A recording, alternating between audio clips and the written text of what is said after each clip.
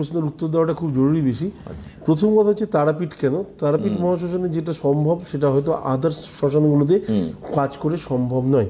কঙ্কালীতলা বলতে পারেন, মুন্ডমালিনীতলা বলতে পারেন, খুব ভালো জায়গা এবং সেখানেও হয় এবং সে অ্যাকচুয়ালি প্রকৃত শ্মশানের পার্ট একটা, ওখানেও কাজ করেছি এবং আগামী দিনও হয়তো সেখানেও কাজ করব। মানে এই জায়গাটা বেছে নেওয়ার কারণ হচ্ছে একটা জায়গাতে মানুষের পরিচিতি হওয়াটা বা সেই জায়গাটাতে লোকজন আসাটা খুব ইজি, এবং একটা জায়গাতে যদি আপনি বারংবার লোককে দেখতে পারেন তো ভাববেন যে সেই জায়গাটার প্রতি নিশ্চয়ই কোথাও না কোথাও একটা তৃতীয় শক্তির কাজ তো অবশ্যই আছে। এবং দ্বিতীয় জায়গা হচ্ছে যে কেন তারাপীঠ শ্মশানকে বেছে নেওয়া, তারাপীঠ মহাশ্মশানকে বেছে নেওয়ার কারণ হচ্ছে এমন একটা জায়গা যে জায়গাতে আপনার যদি ক্ষমতা নাও থাকে, কারোর প্রয়োজন নেই, দেবাচার্য কেন কোনো আচার্যর প্রয়োজন নেই, আপনি যদি একা যেতে পারেন, একা গিয়ে, আমি খুব জোর গলায় এটা আগেও বলেছি এখনও বলছি, দুটো পাটকাঠি জ্বালিয়ে যদি মায়ের নাম স্মরণ করেন একটা জায়গাতে বসে না, আপনার মনোবাসনা পূরণ হতে 100% পূরণ হতে পারে। এটা একটা কি বলবো, মানে সেটাই মহাযজ্ঞ, এটাই মহাযজ্ঞ, এর থেকে বড় কিছু হতে পারে না।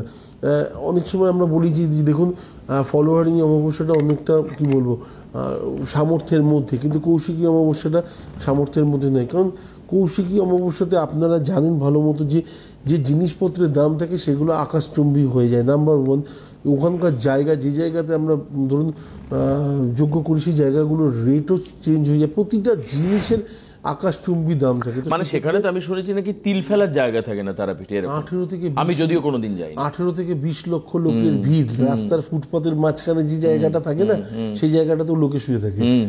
হ্যাঁ, এবং কিছু কিছু মানুষ আছে হয়তো কয়েক ঘন্টার জন্য রুম ভাড়া নিচ্ছে, জাস্ট কাজ করবে করে বেরিয়ে কয়েক হাজার টাকা। হ্যাঁ, এবং আমার বলা অপেক্ষা রাখে না, যারা জানেন যে কৌশিকী অমাবস্যাতে তারাপীঠ হোটেলের মিনিমাম হোটেল রেটটা কত হতে পারে, তো ওটা অবশ্যই কস্টলি। এবং যারা যারা মনে করেন, হ্যাঁ, এবারে যদি কাজের জায়গা থেকে বলেন, কিছু তো আলাদা থাকবেই, অলৌকিক শক্তি আছে যেটা আপনাকে এক্সট্রা কিছু দেবে, তার জন্য হয়তো তারাও সেই বুঝে ওখানে ব্যবসা করছেন, এতে কোনো ভুল নেই। দ্বিতীয় জায়গা হচ্ছে ফলোয়ারিং অমাবস্যাতে ভিড় হয় না এটাও নয়, ফলোয়ারিং অমাবস্যাতে হয়, কিন্তু এটা মানে সাধারণ মানুষের মধ্যে সামর্থ্যযোগ্য এবং সেখানে কিন্তু ইজিলি কাজগুলো টাইম অনুযায়ী করে নেওয়া যায়। ওখানে টাইম মানে টাইম মেনটেন করাটাও খুব একটা শক্ত কাজ।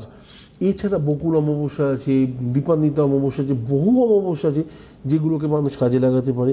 এবং তারাপীঠ মহাশ্মশানী করলে পরে আমার মনে হয় যে মানুষের খুব কাছে পিঠের মধ্যে এই একটা জায়গা আছে, এবং মহাপীঠের মধ্যে যদি মনে করে আপনি কাজ করতে পারেন তার ফল 100% লাইফে আসবে।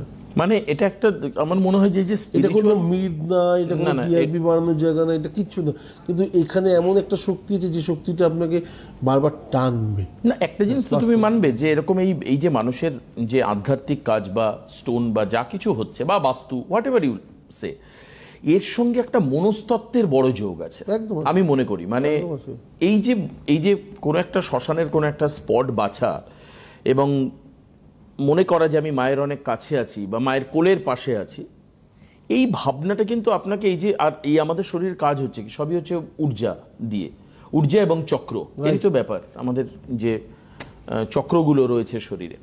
তো এর অ্যাক্টিভিটিসের জন্য এটা হয়তো আমার ব্যাখ্যা হতে পারে, শ্রীদেব যেটা বললেন এটা শ্রীদেবের ব্যাখ্যা, যে এই কারণের জন্য কোনো একটা মনের মতো জায়গা বাছাটা হচ্ছে খুব প্রয়োজন। না, তারপর আরেকটা জিনিস হচ্ছে সব হলুদ